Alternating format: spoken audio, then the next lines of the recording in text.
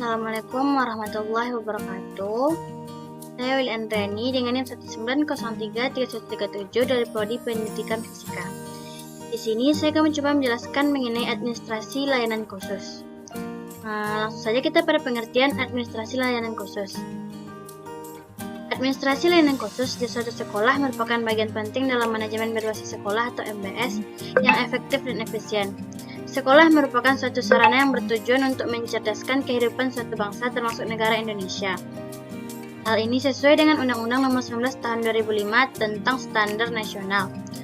Untuk memenuhi tugas dan tanggung jawab tersebut, maka sekolah memerlukan suatu manajemen layanan khusus yang dapat mengatur segala kebutuhan serta didiknya, sehingga tujuan pendidikan tersebut dapat tercapai. Administrasi layanan khusus sekolah pada dasarnya ditetapkan dan diorganisasikan untuk mempermudah dan memperlancar pembelajaran, serta dapat memenuhi kebutuhan khusus siswa di sekolah. Selanjutnya, jenis-jenis layanan khusus dan pengelolaannya. Yang pertama, perpustakaan sekolah atau pusat sumber belajar. Perpustakaan sekolah adalah perpustakaan yang tergabung pada sebuah sekolah, dikelola sepenuhnya oleh sekolah yang bersangkutan, dengan tujuan utama membantu sekolah untuk mencapai tujuan khusus di sekolah dan tujuan pendidikan pada umumnya. Ada beberapa jenis perpustakaan sekolah yang pada dasarnya disesuaikan dengan jenjang atau tingkat sekolah yang bersangkutan.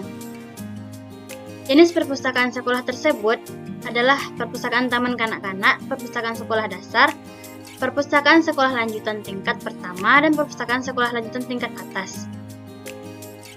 Selanjutnya, laboratorium. Laboratorium merupakan sarana pendukung dalam pembelajaran sekolah.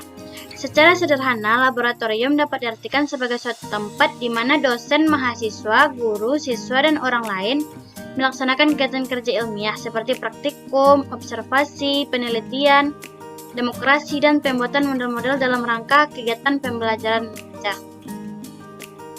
Yang ketiga yaitu usaha kesehatan sekolah atau UKS. Usaha kesehatan sekolah merupakan salah satu wahana untuk meningkatkan kemampuan hidup sehat pada gilirannya menghasilkan derajat kesehatan peserta didik yang optimal. Usaha kesehatan sekolah tersebut bukan saja menjadi tanggung jawab pemerintah, akan tetapi tanggung jawab peserta didik dan masyarakat di mana sekolah itu berada. Yang keempat yaitu kafetaria sekolah. Pertimbangan awal pendirian kafeteria atau warung atau kantin sekolah adalah bukan karena unsur bisnis semata, tanpa memperhitungkan aspek lain yang lebih penting. Keberadaan kafeteria atau warung atau kantin sekolah diharapkan mampu menyokong kelancaran proses belajar mengajar dari sisi keperluan akan makanan bagi siswa. Proses belajar mengajar sekolah, ada kalanya proses belajar mengajar tidak dapat berjalan sebagaimana mestinya karena siswa lapar dan haus. Kafeteria atau warung atau kantin sekolah tidak harus diadministrasikan oleh sekolah, tetapi dapat diadministrasikan oleh pribadi di luar sekolah atau oleh dharma wanita sekolah. Selanjutnya itu sarana ibadah. Sarana ibadah adalah tempat ibadah lengkap dengan tempat wudhunya. Sarana ibadah ini berguna agar siswa dapat mempraktekkan ilmu agamanya menurut keyakinan masing-masing dan dapat berdoa kepada Tuhannya. Sarana ibadah merupakan salah satu sarana yang menunjang jalannya proses belajar mengajar bagi siswa karena sarana ibadah itu sangat penting, seperti melaksanakan sholat 5 waktu dan hal yang berhubungan dengan keagamaan. Selain itu, sarana ibadah juga digunakan oleh guru dan siswa seperti melaksanakan sholat berjamaah, ujian praktek, pembelajaran PAI, dan lain-lain. Selanjutnya asrama. Layanan asrama diberikan kepada siswa yang jauh dari orang tua, sehingga siswa tersebut tetap dapat menjalankan tugasnya belajar di sekolah tersebut. Selanjutnya koperasi sekolah. Koperasi berasal dari perkataan co dan operation, yang mengandung arti kerjasama untuk mencapai tujuan. Oleh sebab itu, definisi koperasi dapat diberikan sebagai berikut.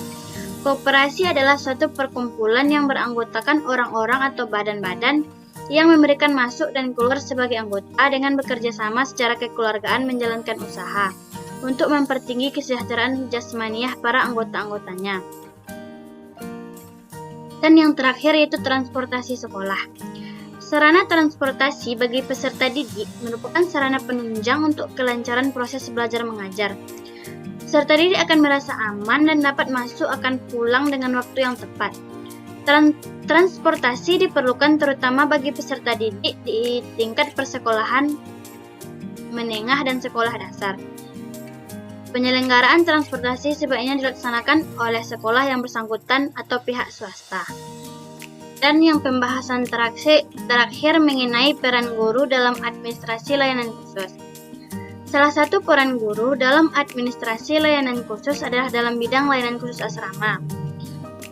Yang pertama, membuat peraturan penyelenggaraan asrama, misalnya menentukan beberapa syarat dalam penerimaan para siswa untuk dapat diterima sebagai penghuni asrama sekolah. Menentukan biaya yang minimum, tidak komersial dalam arti bahwa penentuan tarif biaya di sini adalah untuk mendidik para penghuni asrama agar dapat bertanggung jawab mandiri dan menghargai diri.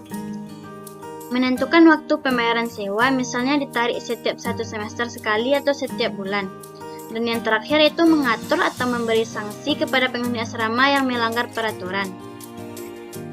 Sekianlah hasil pemaparan materi dari saya. Adapun kesalahan saya mohon maaf. Saya akhiri dengan wabillahi taufiq wal hidayah. Wassalamualaikum warahmatullahi wabarakatuh.